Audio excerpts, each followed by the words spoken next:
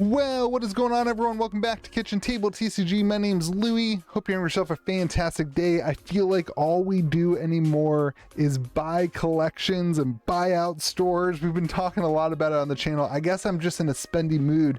Today we're going to be chatting about another collection purchase I did.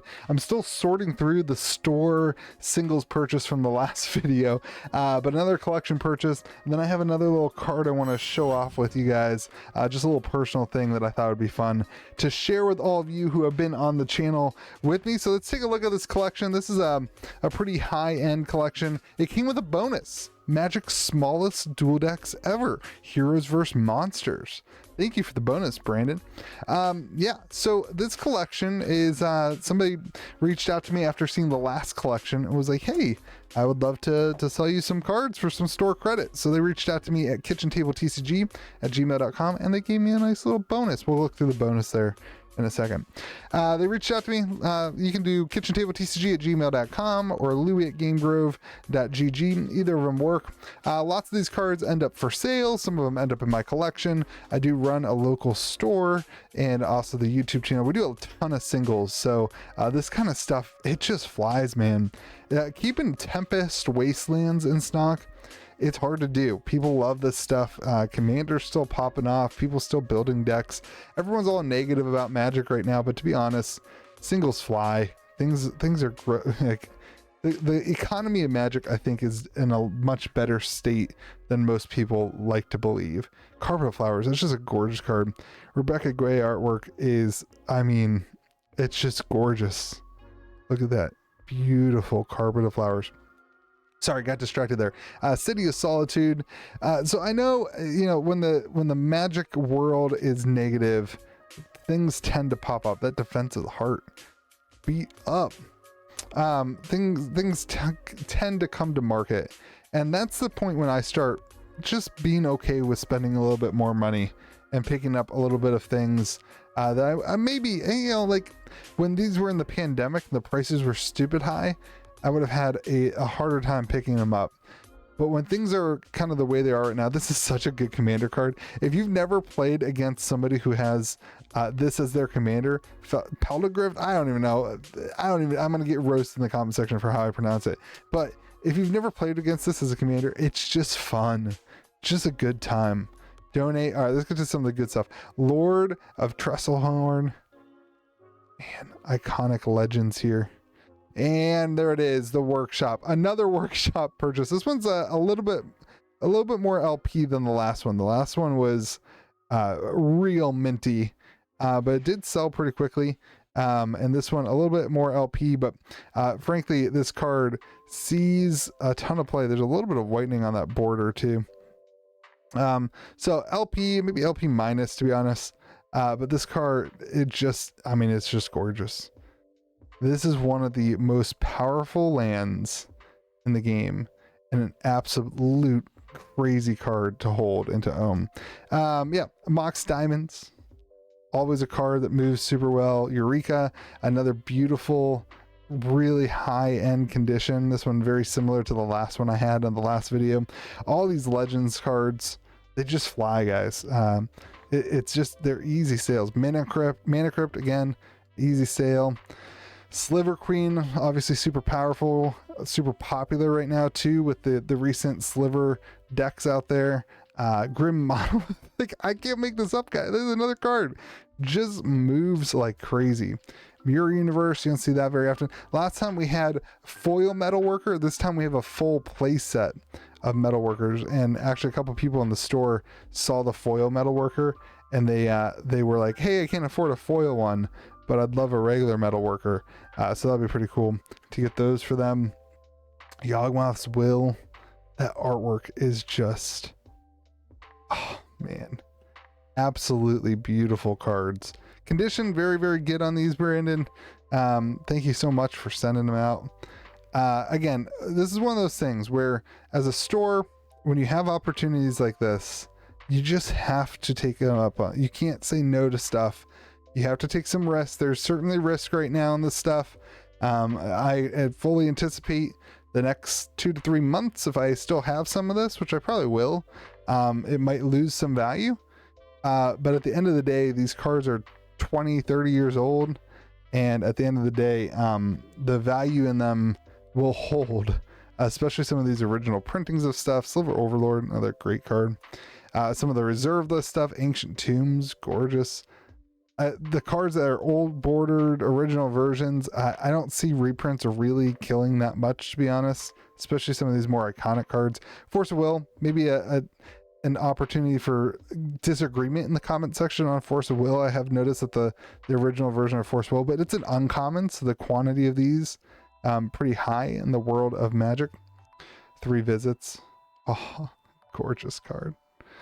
Humility, the Hollow, Scorched Ruins, more Lotuses, getting towards the end. Oh, Llanowar's Emissary, oh, beautiful card. Captain Sisay, got some cards, and then the Sylvan Library is there at the end. I think a 5th edition and a 4th edition Sylvan Library. Another card. A lot of these cards are commander staples that just move super quick. Is that on the sleeve or on the card? Good, it's on the sleeve. Commander staples that just move super quick. And at the end of the day, again, that's the type of stuff that as a business, as an LGS, you have to be willing to pick up. All right, that's the business side of it. Now let's talk about the bonus. Let's see what we got here. I have not opened this yet. Thank you, Brandon. You do not have to send me bonuses when I'm buying your collections, but I appreciate it. I'm not gonna be upset about it. Godzilla, King of the Monsters. I never like. The Ikoria thing with the Godzillas, people got crazy about that. Look at that print line. Crazy. What we got? Ooh, Silhouette. Oh, is it Italian Legends? Yeah, this is from Italian Legends. That artwork's so cool. Soul Ring. A revised Soul Ring. Oh, snap. Demonic Tutor. Heck yeah. Thank you. Swords to Plowshares. Promo pack or what is that, pre-release? Venerated Rot Priest, the Worm. Ooh, that's a pre-release. Dang, that's cool. I've never even seen that pre-release for a Tempest card. That's crazy. I do miss when they did the dates. I know there's not a date there, but I miss when they did the dates. Oh man, is that like a miscut Pyroclasm? That's interesting. It's like white border on the top. That's crazy, from Ice Age. The Frank Frazetta. That's not a sorcery card. I can't believe they copied off all of that. It's Temporal Manipulation. That's Frazetta artwork too. Oh, that's what this is. Oh, all the Frazetta artwork. Heck yeah. I missed that Secret Layers. That's awesome. And Llanowar Elves. Awesome. Sweet.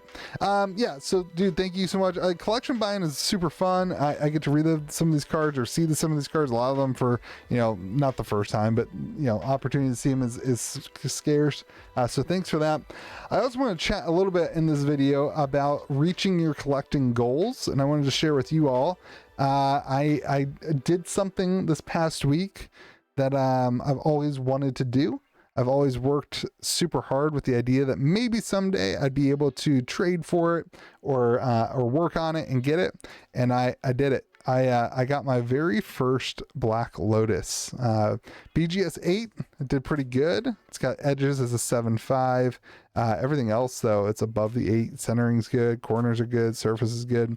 I remember when I first started playing Magic and I heard about the value of this card and the rarity of this card. I said, that will never happen for me. I remember my first TCG player order. I didn't buy a single card over $2 because I said that's ridiculous to have a piece of cardboard that is worth more than $2. And things have changed, and I've fallen in love with the game. I've fallen in love with the hobby of collecting. I've fallen in love with the business side of owning a store. I've fallen in love with the YouTube channel, and about a year ago when I started this channel, I kind of not when I started the channel, when we transitioned to Magic, I kind of made a deal with Josh that I could do this, that this was going to be a goal for me on the channel. I think I ended up getting the first edition Charizard first because that was kind of something else I always wanted. But then this was something I always wanted. So I worked out some trade. I traded a good bit of cards that meant a lot to me.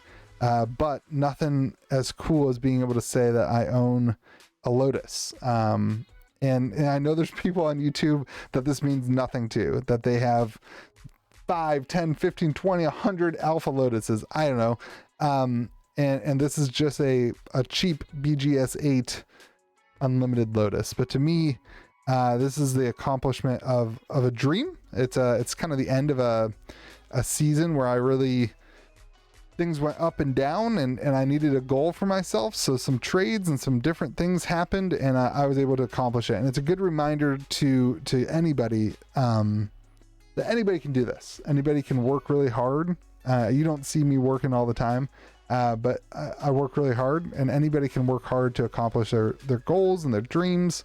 This is a minute dream compared to having a family for me and being a dad, but still something that I really wanted to do, and something personally that was just a really cool goal. So I wanted to share it with you all. If I can do it, you can do it. Start a TCG player store, start selling cards, start trading cards, start working on that side of the hobby.